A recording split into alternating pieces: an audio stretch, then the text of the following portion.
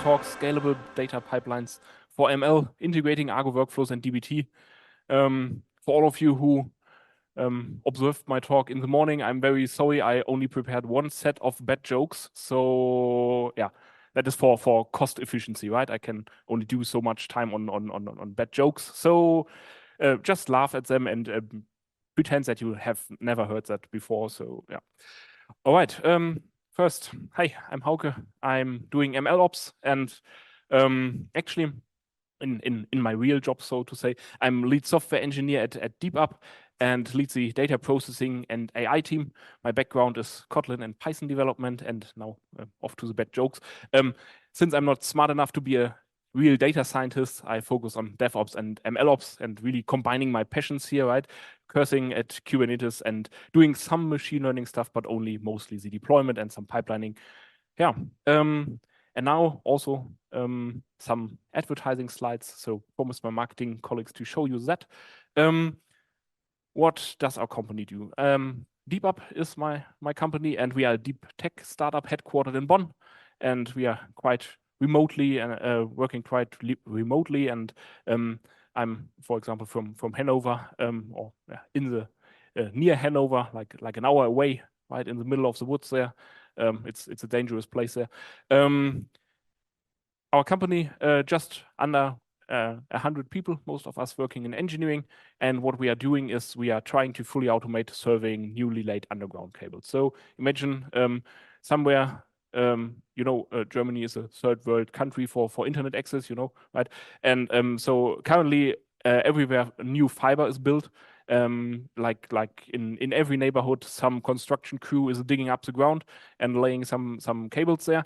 And normally, what is happening there is cables are late, then they pave it over again, and then a week later, a surveyor comes around and tries to find this cable and tries to measure it, and then a week later, the next construction company comes around, digs up the hole again, rips out the cable. So that is how it currently works.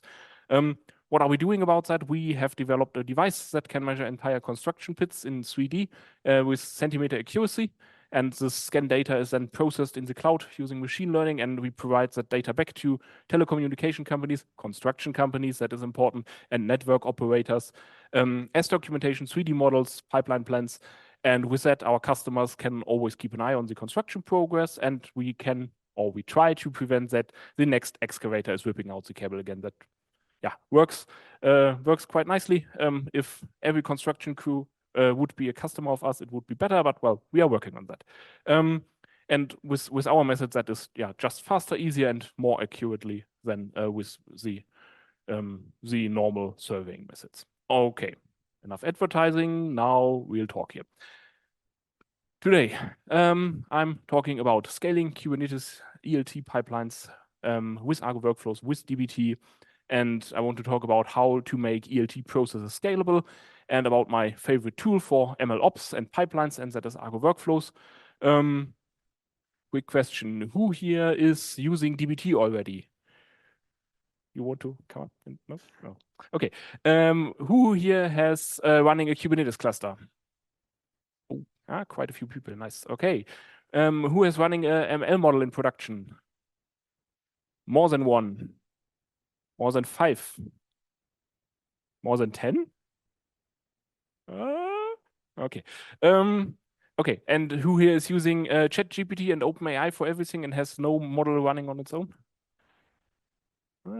Half of people. Okay. All right.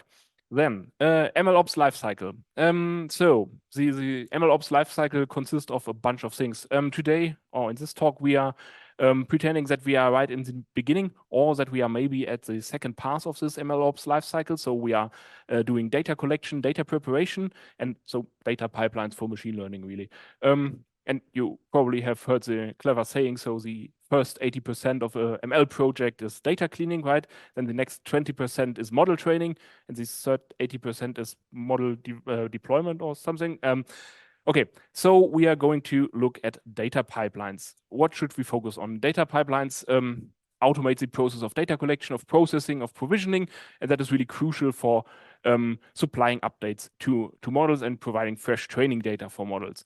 And pipelines ensure that we deliver consistent and reliable results because our models are only as good as the data that we provide. Poor data leads to poor models. With pipelines, we can drastically reduce the time that is required for data provisioning, and that allows our data scientists to iterate faster and improve models faster. And data pipelines also enable us to handle growing data volumes, while maintaining or even boosting performance.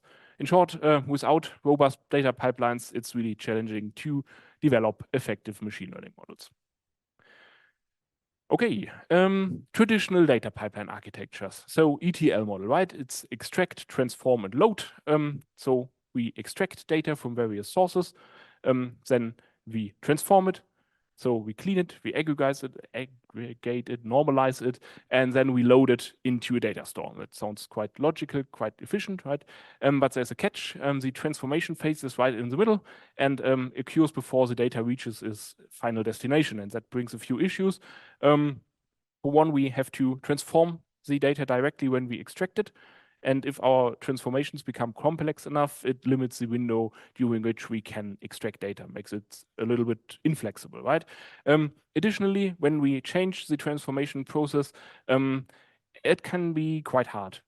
Because we are really coupled together with the extraction process, also with the load process, because we rely on the exact format here. So imagine if you have to rethink the entire transformation process every time there's a change in the data structure. That is not really ideal in a fast-changing world. So newer model is the ELT model. There we have extract, load, transform. Small change, moving the transform at the end, but big impact. So we first load the data in the target data store as it is, and then transform it there. So when the data is in the data warehouse safely and dryly stored or whatever, we begin the transformation directly in the database. Has some advantages. For example, big data stores are really designed to handle and transform large volumes of data. We are quite flexible because we can implement changes in the transformation process faster, and we can implement the transformation logic directly in SQL if our data store supports it. And since we are probably using a data warehouse, we have quite a nice performance, and we don't have to move large amounts of data back and forth, because we can load really the data in small pieces and then decide what data and how much of it we want to transform at any time. So we are quite independent from the load process. The transform process we can do whenever we want. So better suited for dynamic and data-intensive environments where we want to scale and where we want to adapt quickly to changing requirements. So when we want to build scalable ELT pipelines, we need to focus on three things. We need to be modular. So we will probably not have just one data pipeline for one model, because we probably will develop more and more models. Therefore, we want to break down our transformation logic into modular components that can be developed and tested and optimized independently. And this promotes really a clear structuring of our transformation code. Then we need to orchestrate this, because we have now very small components, very small building blocks. We need to orchestrate them. We need to execute them in the correct order and efficiently. And so we must define dependencies between tasks and ensure that they are executed in the right order. And then we want to automate the whole process, because I don't want to sit there and press a button every time I want to run my pipeline, especially if I have longer pipelines that I want to run in the night. I don't want to get up at 3 a.m., press one button and get back to sleep. So automation. Also, more importantly, I don't want to update every small component by hand when a new version is there, right? I want to be automated in that fashion too. All right, so now we have a set of, let's call them challenges or problems or requirements. And we want to address them with these nice tools, Argo Workflow and DBT. First, let's take a look at Argo Workflows. Argo Workflows, that is really my preferred tool for all things related to pipelines and Kubernetes. I think for 3 years in a row, I have now given talks about Argo Workflows because I still like it. It's still good. And you can use it for a lot of things, for data pipelines, for machine learning training, for batch inference. It's really flexible. What is it? It's cloud native, Kubernetes native workflow engine, open source workflow engine, which you can use to orchestrate complex multi-step processes. There are some pipelining tools, but there are only a few that are really cloud native or Kubernetes native, and even fewer that are then also open source and have an active community. Let's take a look at this. When we are using Argo Workflows for tasks, then the main component that you are using is surprisingly a workflow. At its core, it's a directed graph that specifies the order in which Kubernetes pods should run, along with the respective inputs and outputs. Technically speaking, this is a custom resource definition in Kubernetes. So there are a bunch of standard services in Kubernetes, and you can define basically your own, and that is what you are doing with a custom resource definition. That means that the truth about a workflow always lives in the Kubernetes cluster, right? And each step in a workflow is then a pod in Kubernetes. And because each step runs in its own pod, you can bring together a bunch of tools and scripts and programs, and these can be written in a variety of languages, and you can bring them all together in one single workflow. As long as your tool can be packaged in a container, you can use it in Argo. So if you have a step in your workflow where you need, I don't know, Open Office to extract a bunch of data from a Word document or something crazy like that, that is possible. It's a little bit interesting that you do it that way, but it's entirely possible, yes. I don't know if you can run Word directly in a container. I doubt it, but well, maybe. Okay, CRD, that is an important part, but it's not the only part of Argo. There's also the workflow controller that lives in a Kubernetes pod and is essentially a big function that transforms workflow resources. So when Argo wants to do something with the workflow, it reads data from the workflow resource on the cluster, applies functions to it, starts or stops pods, writes back data to the workflow resource. Yeah, that is what the workflow controller is doing. But when the controller pod is deleted, that's not a big problem because it's basically stateless, because the important information about the workflow lives in the workflow resource on the cluster. Then we have a server that is an API and GUI server, basically enabling human consumption of the stuff that lives in the cluster. But the server never communicates with the controller directly. All communication goes through the resources in Kubernetes. That also means that I don't necessarily need this server. I don't need to deploy it because I can, in fact, create workflows directly in Kubernetes with kubectl. I will show that later. So first, a little bit of theory. How do I create such a magical workflow here? Workflows are written in YAML. To give you an idea how that looks, I brought a super simple Kotlin program, and now that I think of it, Python would have probably been better. But well, now we have Kotlin, so you can also learn about Kotlin today. So this is Kotlin, hello. But it's really a super simple program, right? We take 4 and put the 4 into the function at 3, that function adds 3 and returns it, the result, and that result is then passed into another function that adds some text. So it's fine, I think. And now we want to take this very simple program and make it a little bit more complicated and put it in a workflow, which enables us to deploy it directly on Kubernetes and scale it. Maybe this program doesn't need so much scaling, but well, whatever. Let's start with the say hello function. So we define a step in a workflow as an object in YAML. So there's a lot of YAML here. We give the workflow step a name like say hello number. We define input parameters. We call them B here, classic input parameter name, right? I also could have called them A or I or J, but now it's B. And since each step in Argo runs in a container, in a pod, we need a container. Here we simply choose a Ubuntu container. We tell the workflow which command we want to execute in the container. In this case, shell command, sh. And then the arguments for the shell, so the actual script that we want to execute. And here we output the string with echo. And when we output our string, we access our input parameters with the curly braces and inputs parameters B in the last line there. Okay, for the add3 function, we basically do the same container, but this time the input is called A because I also wanted to use an A here. And with a bit of shell magic there, so trust me, that actually works. I will show you later that this works. We add 3 to the input. So if you ever want to do some math in your shell scripts, this is the way you do it. Okay, now we need the main function. For this, we use a step template instead of a container template, so we can execute multiple steps sequentially in a sequence.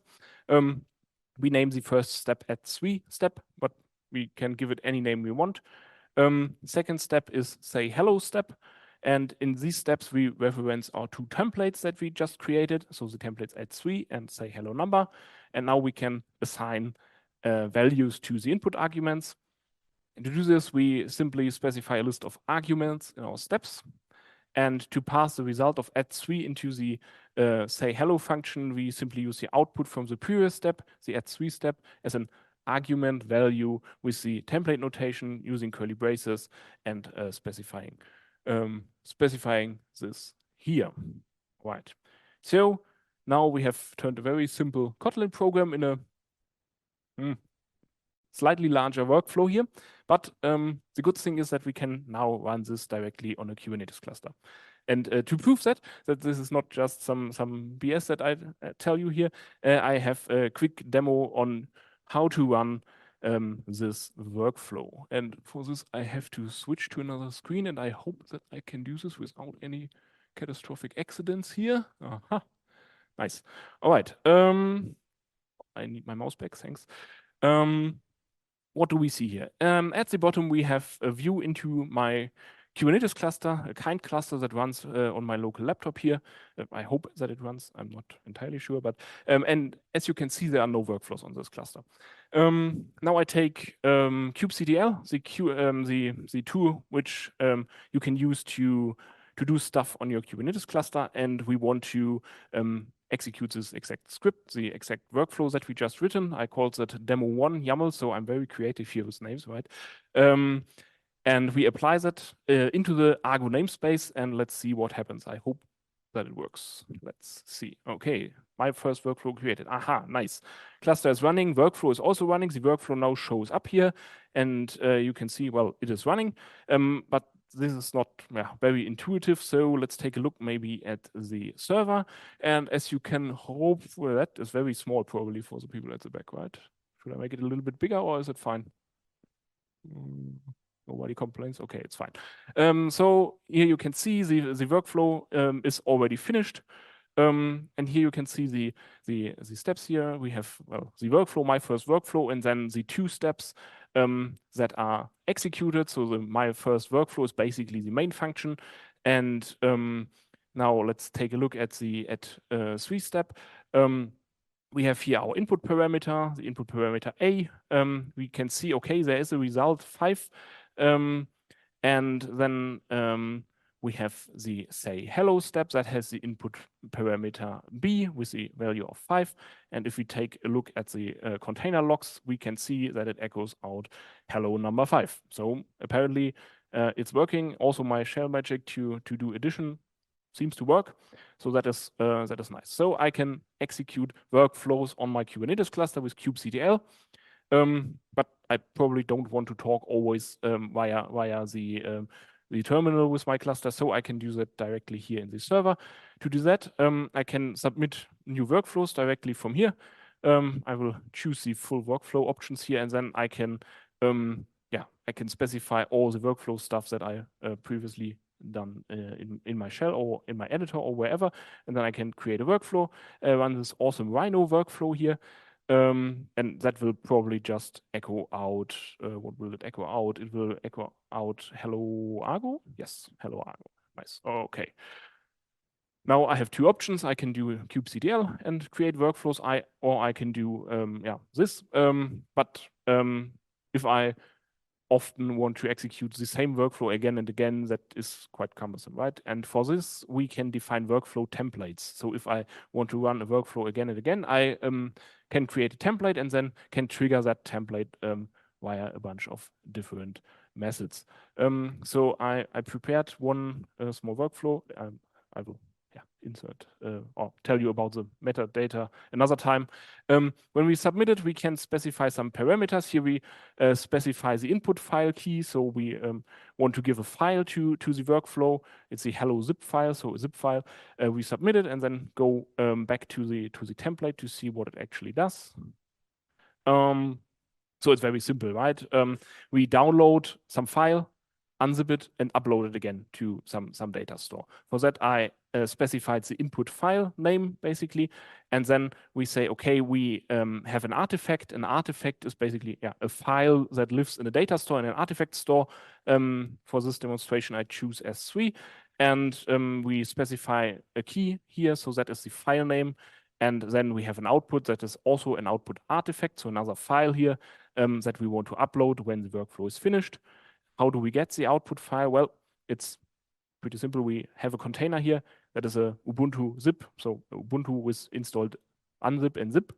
And what are we doing here? We do, well, ls, take a look at the input directory, make an output directory, unzip the input file, and put it in the output directory. So yeah, pretty straightforward. And let's see if that has finished. It did. So you can see in the UI, okay, I have here my input file. That's my hello.zip file that I downloaded from the data store. Then the container did a bunch of things. So ls, and then extracting this stuff. And you can see there were 3 files contained in my artifact. And the nice thing is that I now can look directly at these files. For example, here's this fancy octopus. And that is actually quite nice if you are doing some data processing in Argo, because you can then create little graphs, little analytics graphs, and can show them directly in the UI, and that makes debugging quite nice. Yes, that was a quick run through of Argo, and now back to the dry theory. Since we have now built a very simple Argo workflow, the question is, okay, how do we use that in the data pipelines? And that is where dbt comes into play. So dbt, a tool for data transformations. So just the T part in the ELT. We won't be moving data from one place to another with dbt. Instead, we will be just transforming data within a data warehouse. When we talk about data transformation in an ELT process, we usually have a chaotic mix of Python scripts, of SQL scripts, stored procedures, right? It's a big mess, but somehow works most of the time. But changing it is a little bit harder. And dbt replaces all of this with a clear approach, allowing our data engineers and data analysts to develop data models using SQL as their primary language. And we can test these models, and it's all modular and version controlled. And this approach makes data processing not only more efficient, but also more accessible and transparent. So now, brief introduction to dbt, but I think I need to keep it short. So to transform data with dbt, we need models. So not ML models this time, but data models, right? Models are where we spend our most time when we are working with dbt. At its core, a model is just an SQL select statement. So to start off simply, we just do a select on users, and then we run a dbt workflow with dbt run. Some magic happens here, but most importantly, this select statement gets executed. But just the select isn't very useful on its own, because we also need to write the data somewhere, because otherwise we just select it, then we might have it in our logs, but maybe not. So to store it, dbt automatically creates a target for us. If you take a look at the SQL there, that is actually executed when we run dbt run, then dbt automatically creates a view. And that includes all the necessary column definitions that we need to store, basically. Well, it's a view, so it's not really stored, but to have all the necessary stuff here. As I said, it's not really stored in a view because it's a view, right? So we want to have a real table. How do we get a real table here? We can add a configuration directly in the SQL file, directly in the dbt SQL file, and then we create a table instead of a view. And these curly braces at the top that are different curly braces than in Argo, which makes it only slightly confusing here. These curly braces are Jinja templates, and Jinja is a templating engine from the Python ecosystems. So it's used in many web frameworks like Django, for example. And the fact that dbt relies heavily on Jinja templates make it so powerful, right?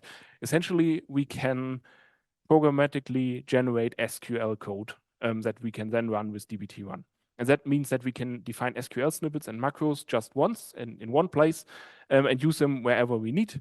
instead of defining them multiple times in different places. For example, if you repeatedly use an enum like payment methods in various parts of your SQL, then you only need to define this enum once and then can use it wherever you want. Or what also is nice, if you have the misfortune of dealing with some fantasy units like Fahrenheit or something like that, then you can define a macro to Celsius and then you have to deal with this conversation only once. And of course, there are already many ready-made macros available, such as in the dbt utils package that you can use and that are already ready for your usage. One of dbt's strongest features are the built-in testing capabilities. Through testing, we can ensure that the data that is flowing through our transformation processes is not only consistent, but also of high quality. Simplest test here is just a SQL query, again, that expresses a negative test expectation. So if this query here returns a result, somewhere an alert should go off because then something is wrong.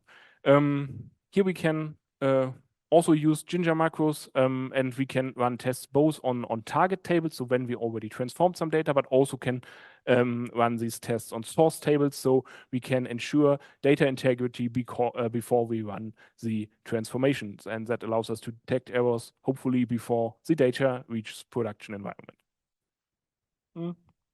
This is, of course, just a small glimpse at dbt's capabilities, right?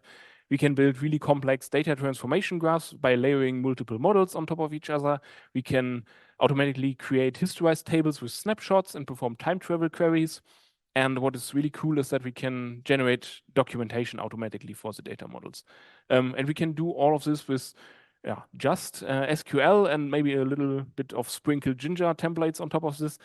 Best of all of this is, since this is all code and all consistent code, it's all versionable and reproducible. And that is really a crucial feature when we are working with ML, because we want to ensure our data lineage, and that is quite important that this stuff is reproducible. So for data teams, dbt offers us efficiency because it's faster and easier writing and maintaining the transformation logic directly in SQL. We need to learn a little bit of Ginger, but it's actually quite simple, but we don't need to learn an entire different language here. We can integrate it seamlessly into existing SQL databases and data warehouses without additional infrastructure. And dbt has a large community and also many plugins and integrations for all kinds of data warehouses and databases. So you can run it on DuckDB, on SQLite, on Spark if you want to. And the automatically created documentation helps our stakeholders to understand the data flow and the logic of the stuff that we are doing here, and the built-in testing functions improve our data quality. All right, now we have two tools, dbt, Argo, and now we want to integrate them. As we now know, all steps in Argo Workflow are Kubernetes pods, right? For a Kubernetes pod, we first need a Docker container. It's not really difficult because there are a bunch of dbt Docker containers already ready. But we can also build our own quite simply. We can extend from a base image with dbt and then can put in their various plugins. So that is quite easy. Okay, so now we have this image with dbt running in it, and the question now is, how do I handle my actual dbt code? I can either bake it into my Docker image, or I can reference it externally. As I showed you, Argo has the concept of artifacts, so external files that I can put into my workflows. I can load artifacts in Argo from a bunch of different sources. One of these sources is, for example, a Git repository. So what I could do is to reference my Git repository with my dbt code in my Argo workflow and then load it dynamically from this Git repository. That is possible. But I wouldn't do that because that is quite dynamic. And in my data pipelines, I want not so much dynamic stuff. I want to have stable stuff. So I would choose always the integrated option. So if I make a change to my dbt code, I then push it to my Git repository, CI pipeline runs, tests the dbt code, and then builds a fresh Docker image that includes all my dbt code. And this is then the image that I use in my workflow. This way, I have basically complete traceability for each run of the pipeline. And I know when I run this pipeline, which transformation is used to generate certain data, and I know who changed it, and I can reproduce it if that is necessary. Okay, now we have a container with dbt code, and we can run that in Argo. How do we do that? Well, we define a template, select the container, and do dbt run, as we would do on the local machine, and that's basically it. Bye. No, there is a little bit more to that. As I mentioned earlier, dbt only handles the T part, the transformation part in the ELT pipeline. So where did the EL part go? As I told you, the great advantage of Argo is that we can execute any code that we want in it. And this allows us to build arbitrarily complex dependency graphs with any steps. And this provides really a lot of flexibility. So how do we do the EL part? We can build that in Python, we can build that in Kotlin, in Go, in SQL, whatever you want.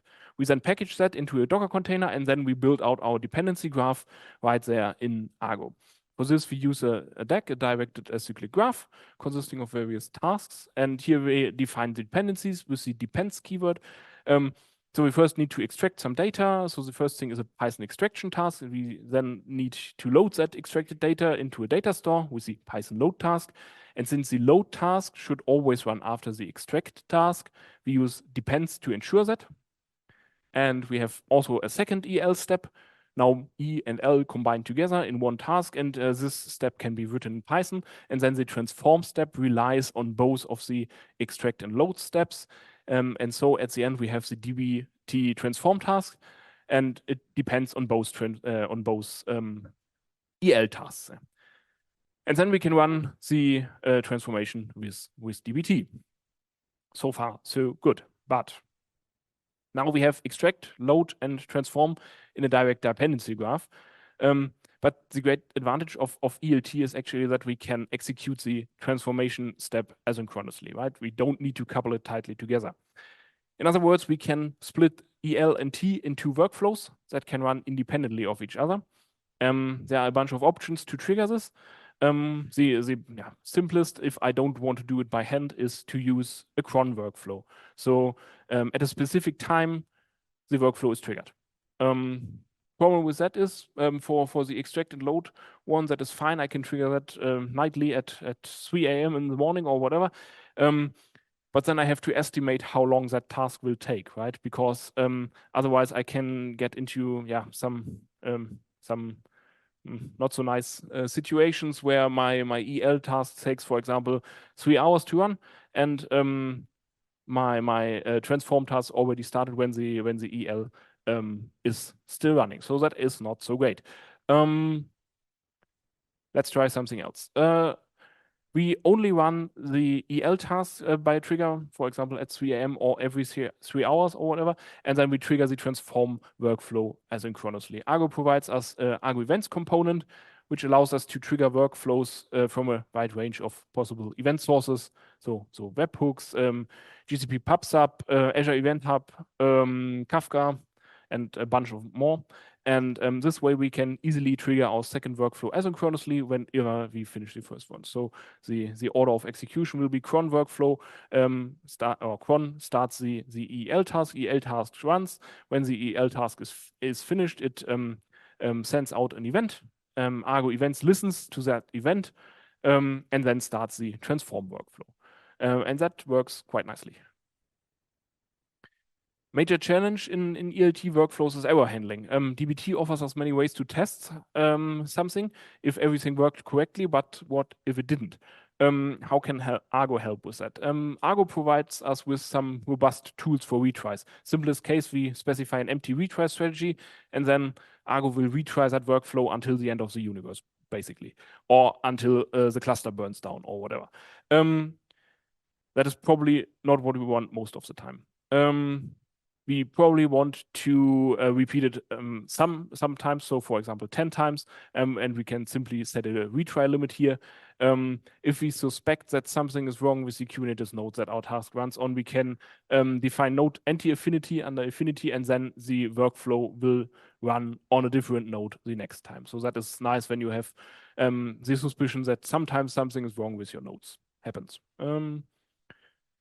And if yeah, if we don't want to switch to a different node, then we leave that out. And we can also specify back off. So we just want to wait a little bit and hope that the next time and in a few minutes it will be better. For this, we can define back off strategies. So after the first failure, we wait 10 seconds, then 20 seconds next time, and so on. And this continues until the maximum back off duration is reached, or until the retry limits of 10 is exhausted.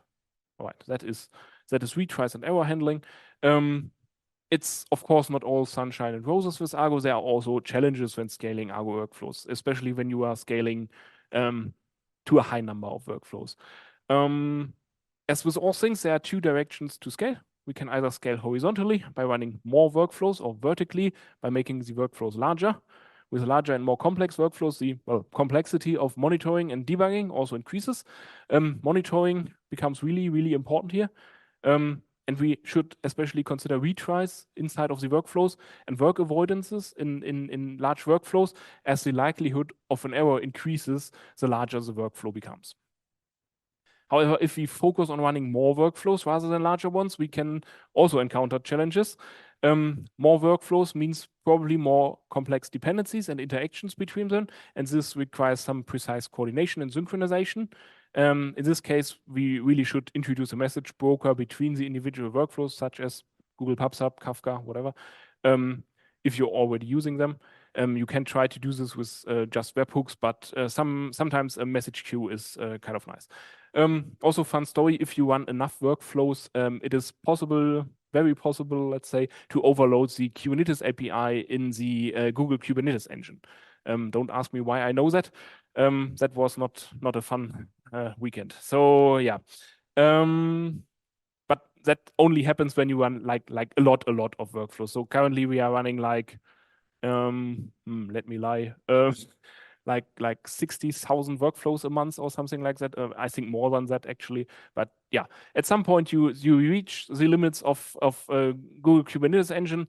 Maybe it's better in AWS or Azure. I don't know. But yeah, it's interesting. So you can see Argo is a very powerful tool. Challenges. There are a few when it comes to scaling, but apparently you can outscale a Google Kubernetes engine.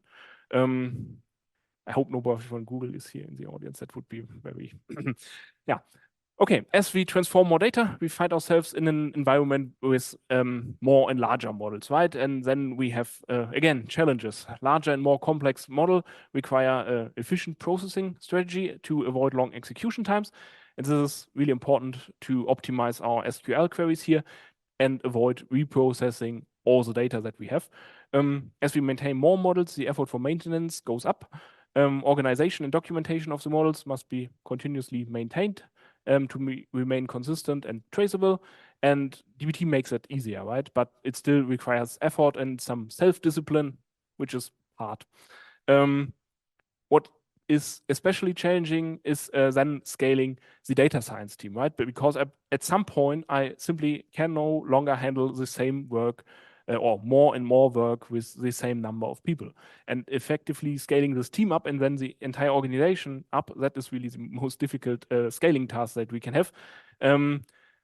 Yeah, but at that point, dbt no longer helps us. It just makes it easier for handover between different teams, because if every data team speaks the same language for the data transformations, that makes it a little bit easy. All right, quick recap. ELT, much better than ETL. By utilizing modern data stores, ELT processes can handle data more flexible and more scalable than traditional ETL processes. We have seen Argo provides a powerful platform for overloading your Kubernetes, for orchestrating complex workflows in Kubernetes, significantly improving the scalability and efficiency of data operations. And then dbt really optimizes data transformations with SQL-based scripts and clear documentation, and that makes data processing more accessible and maintainable for our teams. And together, yeah, the combination of Argo workflows and dbt enables robust infrastructure and robust infrastructure scaling and efficient resource utilization, and that is really essential for the growth and flexibility of business and for our data science teams. And with that, I'm at the end. I hope you got something and some new ideas about ELT pipelines, DBT, Argo Workflows. Links to all the tools that I mentioned you can find at hauke.me/Argo ELT. And that's it. Thank you that you were here.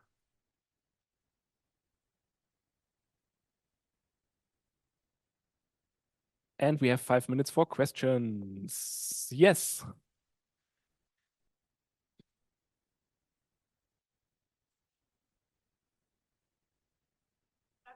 Mm-hmm. Mm-hmm. Mm-hmm. Mm-hmm. Mm-hmm. Mm-hmm.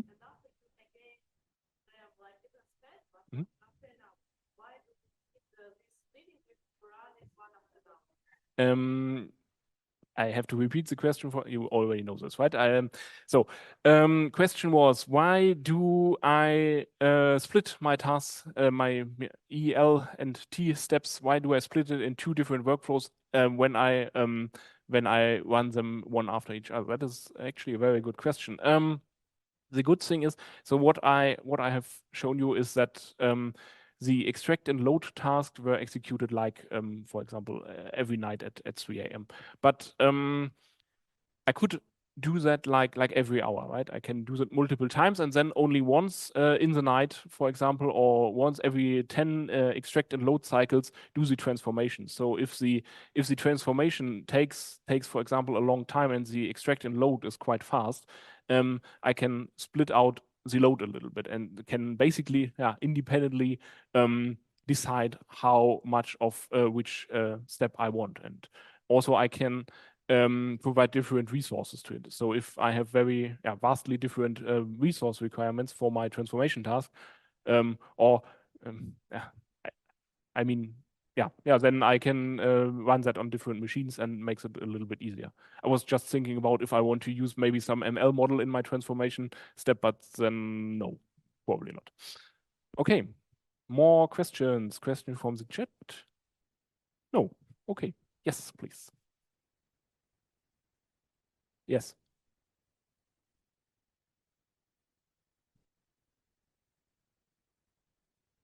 Mhm.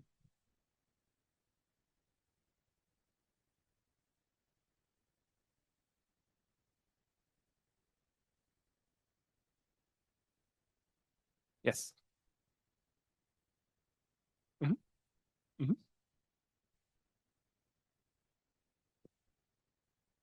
Yeah. And again, I have to repeat the question. So, Kubeflow. There's Kubeflow, and Argo is a part of Kubeflow. When should we use Kubeflow and when should we use Argo Workflows? So, as you said, Kubeflow is really a suite or a platform really with different tools.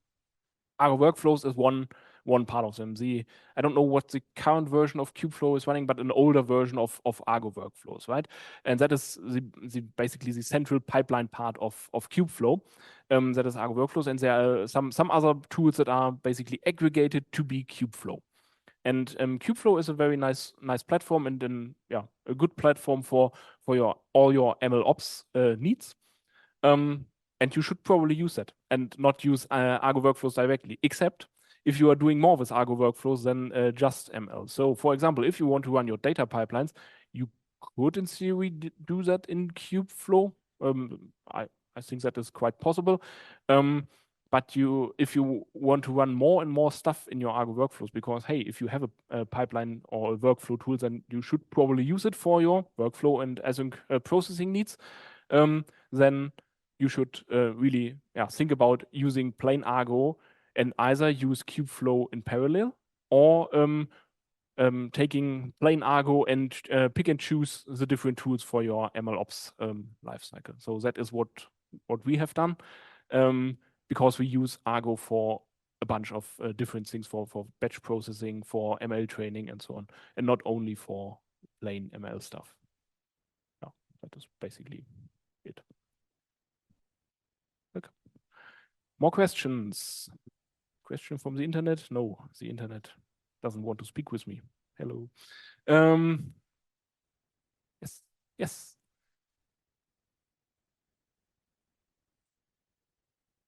Mhm. Mhm.